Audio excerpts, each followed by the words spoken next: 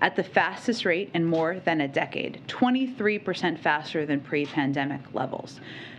You heard the president say this today, but this approach is in stark contrast to congressional Republicans' tax plan, which would raise taxes by an average of almost $1,200 on nearly half of small business owners. Not only does President Biden reject congressional Republicans' plans to increase taxes on half of small business owners, he also has an economic strategy to keep the small business boom going, including expanding access to capital, making historic investments in technical assistance programs to help entrepreneurs identify resources, leveraging federal procurement to direct hundreds of billions of dollars in government contracts to small businesses, and leveling the playing field for small business owners to reforming the tax code.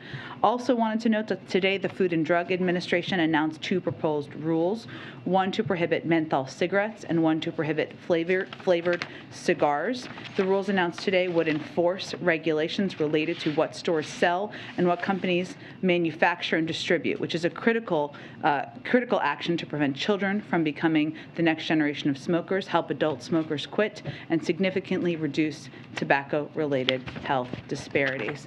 With that, why don't you kick us off? Hello, I have a few questions about student loan forgiveness. First off, has the president concluded that he has the power to do this unilaterally? And secondly, does he believe that means testing is the correct approach to student loan forgiveness? Well, there's been no conclusion of any process internally yet, but you heard the president talk this morning about his ongoing consideration of how to provide additional relief to many Americans who are still have student loans, even though they have not paid a penny on federal student loans since he took office. And what was the second part of your question? Has he decided he wants to do means testing? So he has talked in the past about how he doesn't believe that that millionaires and billionaires obviously should benefit, or even people from the highest income. So that's certainly something he would be looking at. So just want to be very clear about the power to do this.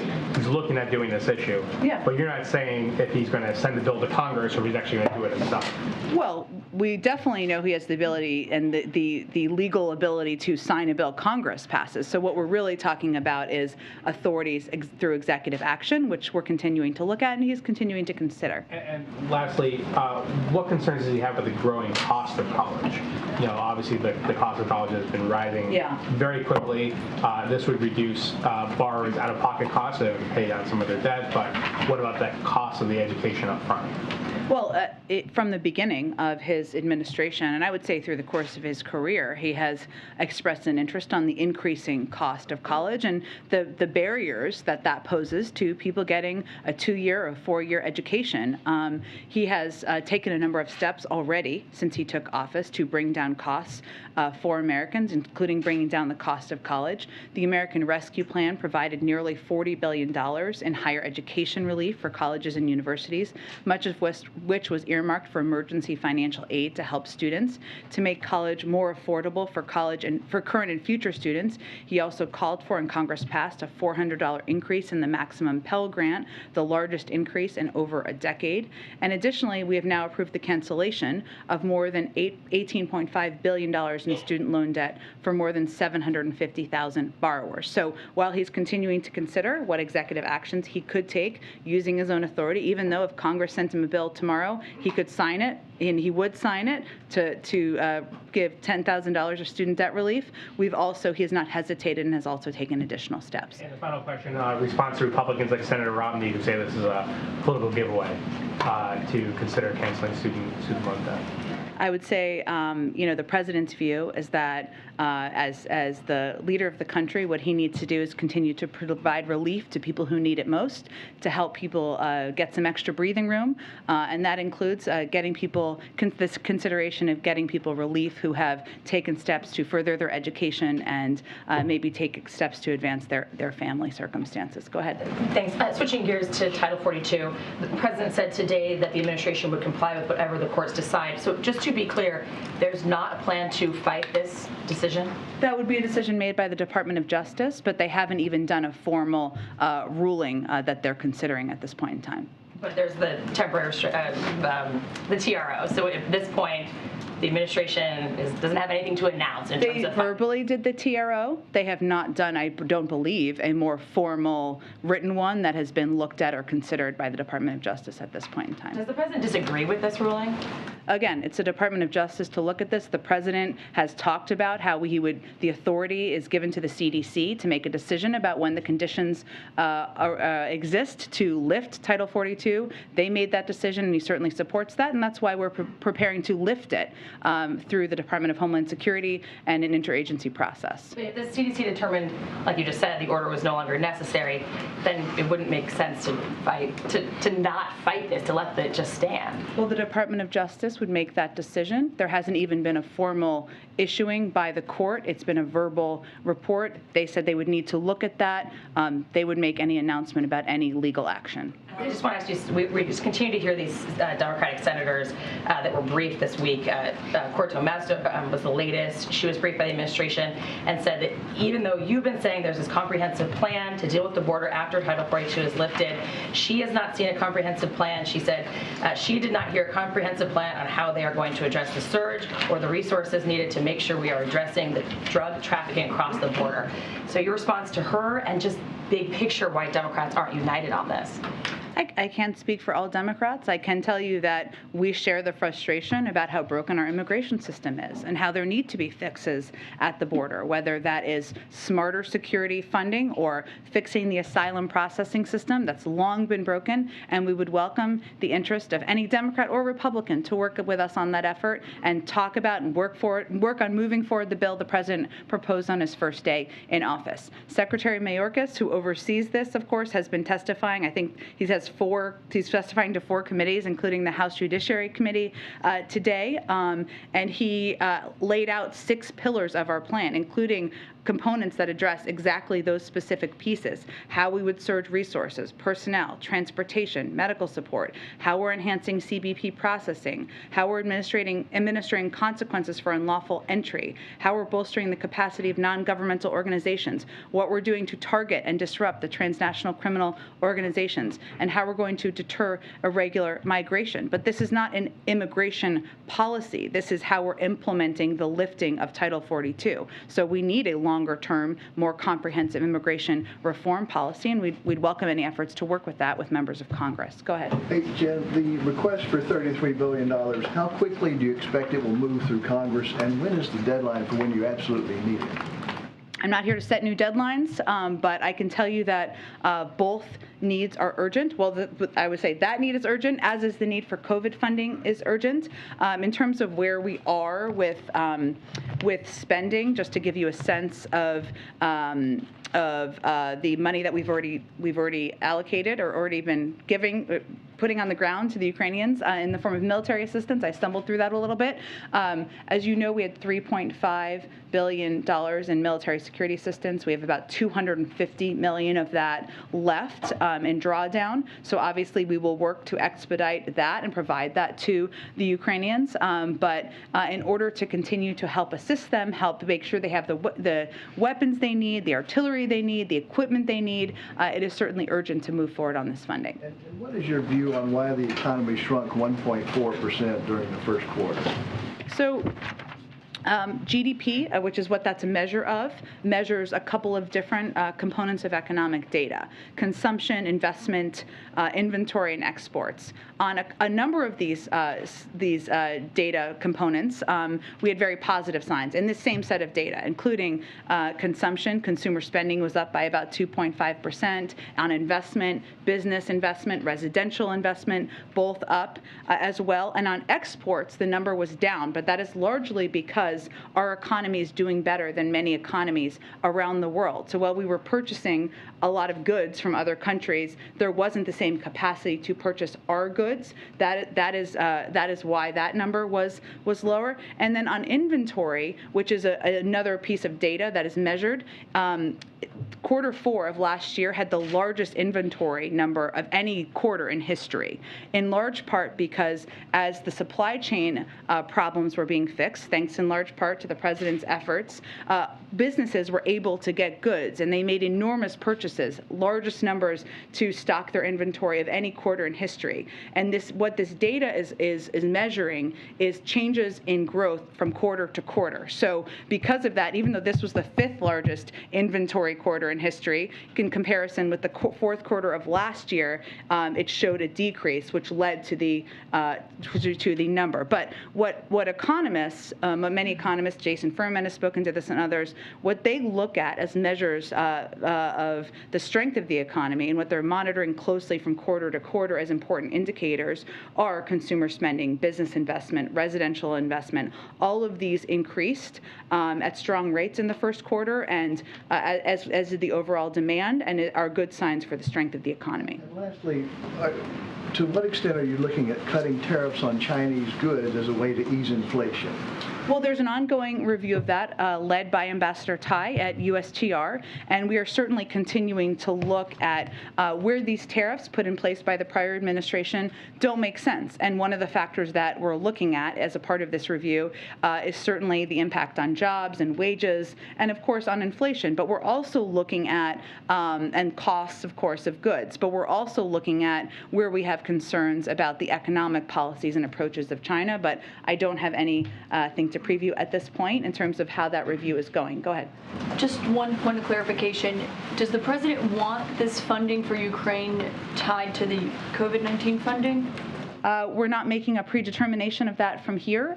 We put forward both of these funding requests today because they're both vital, they're both important. We need them both to help the Ukrainians and to help ensure we're continuing our COVID programs here in this country and around the world. But we're not going to predetermine for Congress how they move forward. There's just an urgency in moving them forward. Okay, it was just confusing because in his letter to Congress, he seemed to say he did want it tied to the COVID-19 funding, but he told reporters he didn't care if it was tied to the COVID-19 That was not the intention of how it was written. It was intended just to convey we're putting these both forward today. The White House is not saying that it should be tied to the COVID-19 funding. No, we're saying these are both urgent. We would like to move these forward. We'll work with you to determine how to get that done. Okay, and you said you don't want to put a deadline on when Congress needs to pass and authorize this $33 billion request that the president has made, but how many more weeks can Ukraine go based on what they have so far and based on the drawdown authority that the president still has before you do start to see interruptions in military aid and economic assistance and humanitarian aid? Well, I would say because we have $250 million left. Not very much though compared to what you're asking. I know, I'm getting to your point. I'm getting to the point here. There's obviously more that's needed, and we want to be able to continue to provide a range of security and military assistance to the Ukrainians. Now, we strategically front-loaded the military and security assistance we were providing a couple of weeks ago, expedited the delivery of it, because we knew that as Russia was repositioning in the east and really changing their strategic approach to focus on the Donbass, they would need that on the front end. So it doesn't mean that it will be exactly the same pace in every week, but certainly there is an urgency to getting this funding done. There's been bipartisan support in the past, and we're certainly looking forward to working with them to get this done as quickly as possible. And it would seem to suggest that there is a timeline, since officials told reporters today, briefing it, that they believe this is enough for Ukraine for the next 5 months to last through the end of the fiscal year, which of course that would start in a few days if you're judging. Well, that's a different question than a timeline for getting the package done. I mean, we did this on a fiscal year basis because that seemed to make sense, of course, and also because we wanted to do it over the long term for planning purposes. But it doesn't mean that the funding would be delivered tomorrow. Obviously, we have to get it through and move it through Congress, and we want to do that as quickly as possible. Go ahead. Thanks, Jen. A quick follow on student loans. Today, the president said that he is not considering the $50,000 figure that some Democrats have pushed for. Is there a range you can provide for what he is considering? Is it more than the $10,000 both of you have mentioned before? He has said that before, so today was not the first time he has said that about $50,000 in the past. I guess it's been a few months. I don't have a top range for you. I think he was just reacting to that size of the number. He said in the past, and I've reiterated, that he would be happy to sign a piece of legislation or a bill that came to his desk that canceled $10,000 in student loans, Could be more than that. We're looking at that, but I think $50,000 was just his indication of that size and his opposition to that. Got it, thanks. And then today, when he was talking about the supplemental budget, he said that NATO allies and EU partners are going to pay their fair share of the costs as well. How does he define fair share? I think he was trying to send the message, which has already been underway, that we are going to continue to give a range of and a significant amount of military and security assistance, but other countries, we expect them to continue to step up as well, as this is going to be a sustained effort, a longer war, as we've talked about before. We're going to need other countries to continue to provide a range of assistance as well. And we are far and away, the United States is the largest provider of military, humanitarian, and economic assistance. And other countries have taken steps. I mean, Germany just announced this week, right, their plan or their intention, and they may have been delivered to provide tanks, something they have never done before. A number of other countries have announced steps to provide a range of military assistance and weapons that they have never provided before. But it was more the president sending a message about the need for every country to remain committed to this sustained and long-term effort to support the Ukrainians. But he's not saying that they should be paying as much as the U.S. in terms of a monetary figure. Every country is going to be able to provide different amounts and different types of assistance. So it's not prejudging that. It's just an ask and a reminder and a call to the world that we need to be in this for the long term, and we all need to continue to provide a range of assistance. And then one more on Paul Whelan. Yesterday I asked you about what his brother said. Today he himself issued a statement, and he is asking, why was I left behind? He mentioned he's pleased Trevor is home with his family, but he is asking, why hasn't more been done to secure my release? What is the administration's response to Paul Whelan?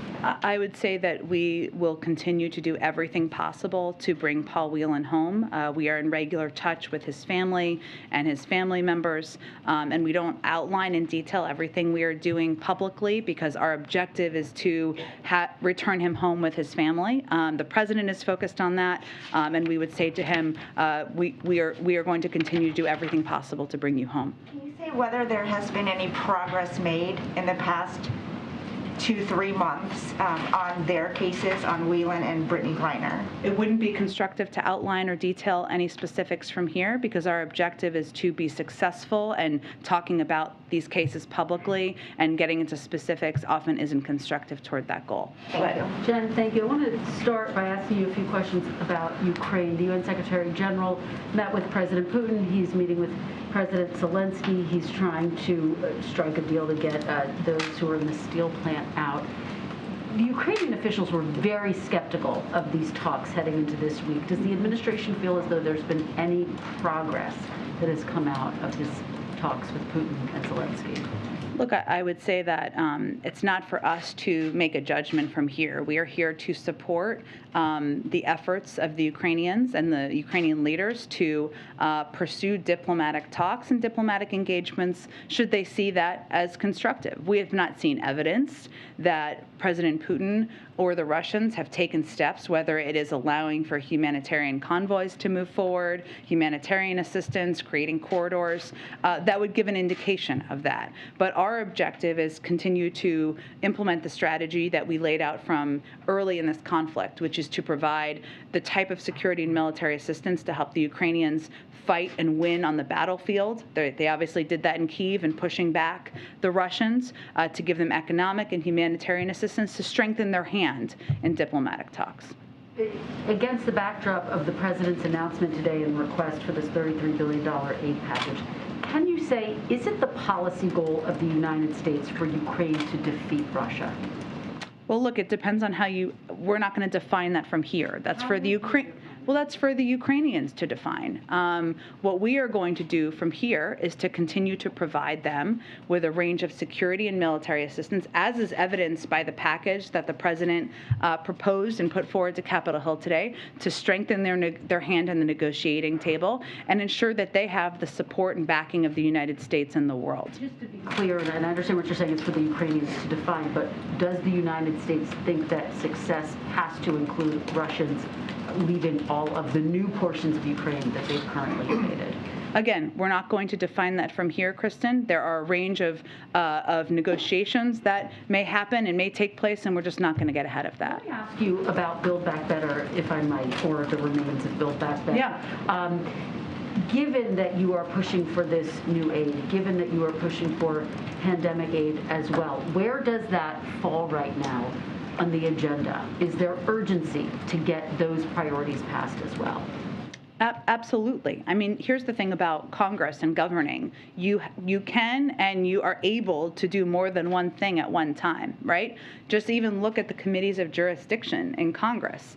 The committees that are considering and looking at, some of the military assistance and security packages may not be the same that are considering and writing pieces of legislation on a reconciliation package. There is a great deal of interest and passion on Capitol Hill among Democrats and moving forward on the president's agenda and the president's proposal to lower the cost of prescription drugs, to lower the cost of child care, of health care, of elder care. And we're going to continue advocating and fighting for that. In order for it to get done against the backdrop of this election year, do you need to have a deal in place by Memorial Day? That has obviously been floated as a deadline. I'm not here to set new deadlines, Kristen. We know there is interest, there's passion, there's advocacy. We're continuing to do a lot of work behind the scenes, and we're going to continue to fight to get it done. I know you don't want to talk about deadlines, but if you could give us a reality check. The president said today he's going to announce something on student loans in just a few weeks. You had said that there could potentially be an announcement by August, the end of the summer. Realistically, can we expect to hear something from the president in the next few weeks on this? Stay tuned and we'll see. Obviously, we have to continue a policy process. The president will make a decision, and once we have a decision to make, we'll of course announce that. What I was getting at really is the end of August is also the time that the student loan payment deferral, that's the kind of period that it was extended through, so it was more about making a decision before then. Okay, thanks, Jen. We always like to beat timelines here, so go ahead. Thank you, Jen. On student loan debt, the Committee for a Responsible Budget has spoken out against this, saying they've done a calculation that canceling $10,000 per borrower would cost $250 billion, $50,000 per borrower would cost $950 billion. What do you say to people sort of in their camp who are concerned that canceling student debt can have an inflationary impact? Well, I haven't looked at all those numbers and what incomes they would apply to, nor has there been a proposal that the president has put out on this front or anything that's passed through Congress. But what I would say, broadly speaking, is that when you look at the choices that need to be made, the president is looking at the impact of student loans, something that many people in this country, millions of Americans, undertook to get a better education, to make sure they were advancing their own knowledge, to maybe help their family have a better life, that finding ways to provide relief to students, to make sure that these working families are getting relief is more important than tax cuts to millionaires, billionaires, and corporations. And we can make choices about where we invest and where we think we can make the tax system more fair. But there isn't even a bill that's moved through Congress, nor have we put a proposal together. So those numbers aren't based on any reality at this moment. Broadly speaking, is there any concern that, given this narrative, that it could have an inflationary impact that's coming from critics of this administration who are looking at the economy, looking at inflation, and having problems with where it stands? Is there concern that canceling student debt could make it hard for the Joe Manchins of Congress to sign on to bills that would, pass elements of Build Back Better that you guys are still trying to get through, which he said he won't do because of inflation? Well, I'm not going to speak, obviously, for Senator Manchin. I haven't heard him make that point in the past either. What I would say is that the way that inflation impacts people across the country is costs, right? Costs to their bank accounts, costs to their budgets. And what we're talking about here is how to provide people with relief. How we can provide them with relief or consider providing them with relief so that they have more money to spend on things in their lives. And providing student loan relief is exactly that. And the president has taken a range of steps to address and lower costs for people. Considering this is one of them. Extending the pause on student loan payments is one of them. But also fixing the family glitch in the Affordable Care Act is another one of them. So when we talk about inflation, sometimes we talk about it like, a 50,000-foot ivory tower economist might. And really, how inflation impacts people is costs and what they're paying out of their pockets. So actually considering this would be helping Americans address exactly that issue. And then on this new report that the Department of Homeland Security is setting up a disinformation governance board to tackle misinformation ahead of the midterms. Secretary Mayorkas said that part of its intention was to tackle misinformation in Hispanic communities especially. Can you give us an idea of what this board is going to be doing, what their authority would look like? Sure, Jackie. I really haven't dug into this exactly. I mean, we, of course, support this effort, but let me see if I can get more specifics. We know that there has been a range of disinfo out there about a range of topics, I mean, including COVID, for example, and also elections and eligibility, but I will check and see if there's more specifics. There's been some criticism of the person who's been chosen to oversee this board. She had previously called the Hunter Biden laptop a Trump campaign product, seeming to discredit its validity or validity of reporting surrounding that. How can you assuage concerns of people who are looking at this person who's been appointed to this position and wondering if she's going to be able to accurately judge misinformation now that a lot of that reporting has been proven to be factual in some ways? Well, I don't have any comments on the laptop, but what I can tell you is that it sounds like the objective of the board is to prevent disinformation and misinformation from traveling around the country in a range of communities. I'm not sure who opposes that effort, and I don't know who this individual is, so I have no comment on it specifically. Her name is Nina Jankowicz. She also just recently made some polarizing comments about Elon Musk's Twitter purchase. It's just getting some pushback from critics who are saying this person may not be the right choice for a board that is run by the Department of Homeland Security. Can you speak to that at all? I don't have any information about this individual. I can check on more information about the board. Go ahead. How much of the original $13.6 billion for Ukraine has actually been spent at this point? Reporters are still trying to understand the answer to that. Well, I noted a little bit earlier, I think, in preemptive response to this question, that of the $3.5 billion on security, we've spent $3.25 billion of that already, which we have transparently provided regular info to all of you on. In terms of the humanitarian and economic assistance, a lot of it has been allocated to how it would be spent. I can see if we have an update on what has actually gone to ground. Okay, and secondly, on the menthol ban, some black community activists, the ACLU, members of the CBC have raised concerns that it could push more of the illicit market, which would lead to racially profiling black smokers. Can this administration ensure that won't happen? Absolutely, because this rule would go after manufacturers and people who sell, not individuals who smoke menthol cigarettes, and it would save lives.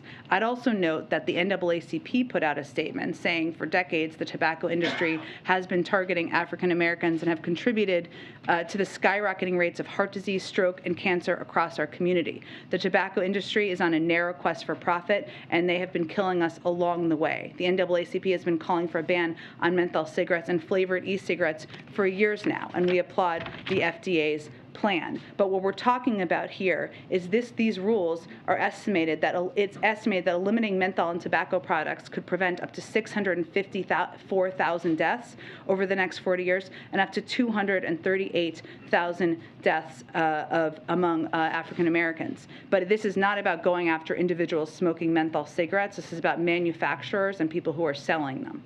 Why does President Biden believe pro-life taxpayers, Catholics among them, should fund Title 10 clinics that advise women on how to get an abortion? You go down the road, you give these people 5 and 6 questions. I get one. I think if you could sit here and be respectful of your colleagues here, that might work better. Go ahead, sir. I think he's the next question. Go ahead. Title 10 clinics that advise women how to get an abortion. On the EMBLA meeting, your statement laid out a bunch of domestic issues that would be discussed and regional issues. Yeah. like economic cooperation, et cetera. I was wondering if the president was planning to raise AMLO's attitude toward Russia and Ukraine. He's been really loath to criticize Russia. He hasn't really joined this international effort. So does the president plan to raise that tomorrow? You know, it's a good question. The primary focus of the meeting, as you outlined, is about kind of getting ahead of the Summit of the Americas, talking about the agenda. Obviously, there's a lot to be discussed as it relates to migration, and this meeting was planned in advance of our long-term planning of the potential lifting of Title 42 as well. It is often on the president's mind, as you know, Russia and Ukraine and the conflict. While it may not be on the preemptive agenda, we will have a more comprehensive readout once the meeting is concluded. And on the GDP report, I'm just wondering if the contraction has the White House rethinking its support for the Fed's plan to raise interest rates. We continue to support the intention or stated intention of the independent Federal Reserve to recalibrate, and we support that effort. I noted a lot of the different data measurements here because I think it's important to note that the inventory piece was not unexpected. I mean, we actually spoke to it a couple of days ago as well, given the record inventory numbers from the fourth quarter of last year and the fact that it measures the comparison and the change of growth from quarter to quarter. And then lastly, this happened while you came out here, so you might not have heard about it, but Senator Manchin said at a hearing that he thinks the electric vehicle tax credit quote makes no sense. And I'm wondering what your reaction to that is and whether you think that further complicates skinny reconciliation bill getting through. I would say that Senator Manchin remains a friend of the president's and someone we will continue to work with and look forward to continuing engagements with. Go ahead. Question, why does President Biden believe pro-life taxpayers, Catholics among them, should fund Title 10 clinics that advise women how to get abortion? Economic and humanitarian assistance aid amount. I'm wondering, the military aid, it seems like the president said his quote basically run out. The humanitarian and economic aid, if it has not yet run out, could those funds be diverted first from the White House to additional security and military assistance? Is that something that you all can do? Is it something that you are considering?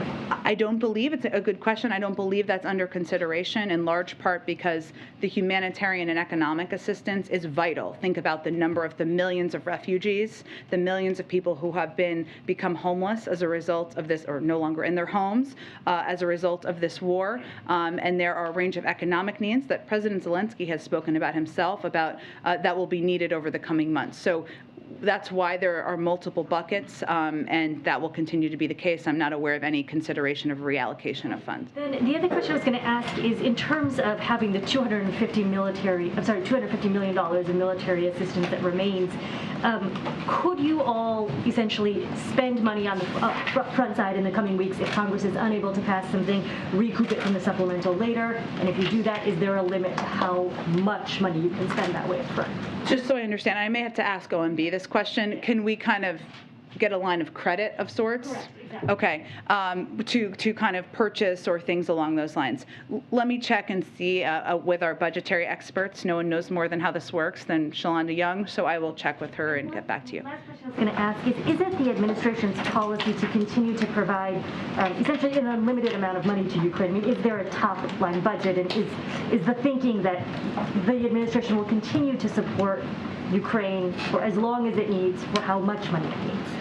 Well, I think we did this 5-month request because we wanted to be able to do longer-term planning and work with the Ukrainians, our European partners. This is not all for Ukraine. It's also for some of our Eastern European partners and others to help support them during this time as well. But I'm not going to get ahead of where we will be in 3 months, 4 months, 5 months. Our objective is continue to support the Ukrainians, but I'm not going to get ahead of where we are at this point in time. I can note, and I know this goes to Alex's earlier question, I mean, a little bit in terms of the other components, and I can see if there's more of a specific of what's been spent down. But when it comes to humanitarian, economic, food, and other security assistance, some of that funding is, $1.7 billion to ensure continuity of Ukraine's democratic operations and provide other macroeconomic assistance, hundreds of millions of dollars in food, shelter, and other humanitarian aid to Ukrainians. But we can also see if there's more specifics on where we are with the spend out of it. Go ahead. Yeah, revisiting student loan debt and that issue. Why isn't President Biden willing to go as high as $50,000? That's the figure that Majority Leader Chuck Schumer has pointed to. That's the figure that a lot of progressive Democrats have pointed to. So what about that number gives the president concern? The president himself has spoken to this in the past, so I'd really point you to his own words on this front. But remind me what he said. I'm happy to get them to you after the briefing. But what I can tell you is that the president has said many times that he would be happy to sign a bill that would provide $10,000 in relief to individuals who have student loans, and Congress could send him that. That hasn't happened yet. That could be the first focus of Congress as an example, and he's continuing to consider what he has the executive authority to do with his own powers. So I'm just not going to get ahead of that consideration process. So go ahead. Jen, you mentioned the $33 billion package and how urgent it is. We don't yet really have a timeline on how urgent, if it's weeks or months. Can you detail at all sort of the White House strategy behind getting that money secured? The president obviously next week is going to Alabama to tour Lockheed Martin and the Javelins. See Javelins. Javelins being made. That may be one opportunity to draw attention to this. Are there other things that the White House is doing strategically to get that urgency, felt by members of Congress? Look, I think you are going to see a full court press from us on this funding, as well as the COVID funding, which is vital to the continuation of our fight against the pandemic. And you will see that in the form of engagement with members on the Hill and committees. You will see that in the form of our Secretary of State, our Secretary of Defense, and other national security officials speaking publicly, testifying, as many of them are, and speaking to it during testimony. And obviously, you noted the president's visit to the factory, the Lockheed Martin factory, I believe, in Alabama next week. Even the decision today for the president to make the announcement himself instead of doing just a background briefing and providing all of the details to all of you was an effort to talk through the vital need of this assistance, what it would go to, and elevate it to that level.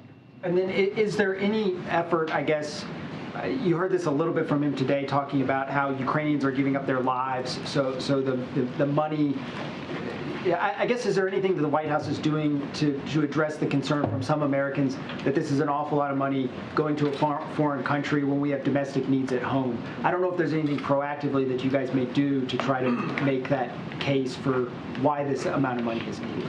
Well, I would say that we've also seen an incredibly heartfelt outpouring of support from the American people for the efforts of the United States to lead in standing up to Russian aggression and to stand up in favor and support of the Ukrainians. To the president, this is about American leadership in the world. It's also about standing up for democracy versus autocracy. It's about standing up against one foreign country invading another foreign country.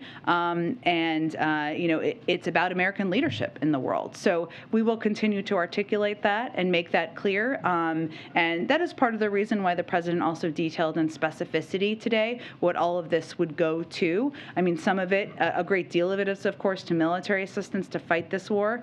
But there is funding in there, as he noted this morning, for food security and ensuring that we are addressing any food shortages around the world. There's assistance that is going into humanitarian assistance and helping the outflow of refugees. And so it was important to him personally to lay out the specifics in his remarks this morning. So again, a really simple question. Yes, thanks, Jen. Looking ahead to the president. One question. You give these people 6 questions in the front row. Looking ahead to the president's trip to Japan that was announced last night, I'm wondering if you can talk about, in the Quad Summit, wondering if you can talk about how the president will raise sort of a unified response to Russia with India at the table, and then also sort of the China-Taiwan issue.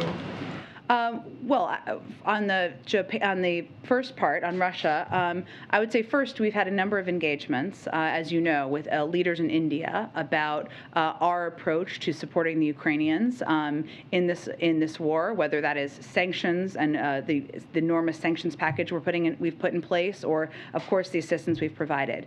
We will convey the same sentiment in this meeting. Now, this meeting is several weeks away, so a lot can certainly happen. And as you know, other members of the Quad have also been vital partners and vital, supporters of the Ukrainians' effort to fight the war, including Japan. I mean, Japan, just as an example, has not only provided a range of assistance, but they've also agreed to divert some of the LNG resources to help Europe. So there's a number of steps they have also taken that will be a part of the discussion. And certainly certainly the president will provide an update on what we're doing and where things stand at that point in time. We're just not quite there on previewing the agenda yet. Obviously, the president's position on Taiwan has not changed. He will certainly restate it during this meeting, but I'm sure we'll have more to preview as we get closer to the trip. Taiwan? How will that be raised as well? Again, as we get closer to the trip, there's not a change in our policy. Obviously, the president's policy is based on the Taiwan Relations Act. That will continue, and as we get closer to the trip, I'm sure we'll have more to preview. Go ahead. Thanks, Jen. One question on Moldova, one on COVID. Do you have any update, any insight on the explosions in Transnistria earlier in the week? Yeah. And if the Russians were to open a new front in Moldovan territory, would that trigger any new consequences for Russia? On the first part, I just don't have a new confirmation or new details to read out from here. We're still continuing to look at the explosions from earlier this week. I'm just not going to get ahead of a hypothetical at this point in time in terms of what consequences there would be. Yesterday, you were talking about how there's great access to Paxlovid in the country. You're trying to get the word out on its effectiveness. One of the main issues with Paxlovid is that an individual who's eligible has to test positive, and then they have to race to get it within 3 days, even though they're quarantining. Is there any conversation within the administration to change that for an eligible individual to be able to get it preemptively? I think that would be a decision likely made by our health and medical experts, so I just don't have anything to preview at this point in time. It requires a prescription, right? But there are a range of ways to have those conversations with your doctor, so I'm not sure it always involves a race to the doctor's office, but different doctors can have virtual appointments and other means of getting prescriptions. It's about consulting to ensure you're eligible. Thank you, Jen. So I have a question on Ukraine and then a follow-up on my colleague's question. Zelensky's top advisor tweeted today that Ukraine should decide whether to strike Russian military facilities. I know you've spoken on this before, but you're trying to avoid a hypothetical situation. But this seems like it's getting closer towards a non-hypothetical situation. Can you at least outline? I appreciated that. Okay, go ahead. Whether the administration believes that this is escalatory or could be constructive. Well, you know, one, I think it's important to take a step back and remember what we're talking about here. I mean, it is Russia that started this war, invaded Ukraine, and violated Ukraine's sovereignty and territorial integrity. It's Russian forces that have committed war crimes and horrifying atrocities, and it's Russia that continues to attack Ukrainian targets in Ukraine every day. So even if we are, dare I say, getting into a hypothetical, what we're talking about here is not any intention of Ukraine invading Russia and trying to take Russian territory, going after Russian civilians, going after Russian hospitals. We're talking about consideration of military targets. It's something very different, so I just think that's important context for everybody to consider. Still on Ukraine, there is no formal announcement as of right now about Jakarta inviting Zelensky to the G20, but our sources suggest that they are indeed inviting both Zelensky as well as Putin. So under those circumstances, would the president consider attending? I know it's still 6 months away, but under those circumstances, if it remains the same. Well, we certainly welcomed reports about Ukraine's invitation. Obviously, we can't confirm that on behalf of Indonesia, who is hosting, and the president has been clear about his view that shouldn't be business. You've been listening to White House Press Secretary Jen Psaki hold the daily press briefing. Psaki discussed the president's request for new aid for Ukraine. She also talked about possible executive action as a way to address the student loan crisis. Psaki also addressed Paul Whelan's case in Russia. She said she would not detail everything they're doing to bring him home because it's being actively worked on. Right.